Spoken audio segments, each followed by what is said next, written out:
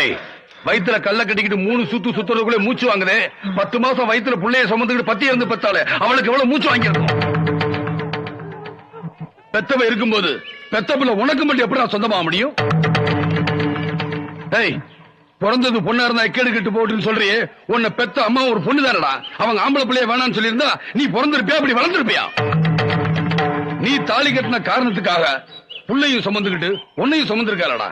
அந்த நன்றிக்காவது அவங்கள காலமெல்லாம் நீங்கள தோல்ல சுமக்கணும். அதை விட்டுட்டு பொண்டாட்டி வேணாம் புள்ள மட்டும் வேணுங்கிறியாடா. மடையா, நீ எல்லாம் ஒரு ஆம்பளையாடா. போடா, போய் ஒழுங்கா குடும்பம் நடத்து. ஐயா என்ன மன்னிச்சிருங்க ஐயா. தாலி கட்டின பொண்டாட்டி பெத்த தாய்க்கு சமம்ன்றத புரிஞ்சுக்கிட்ட ஐயா. இனிமே இந்த மாதிரி தப்பு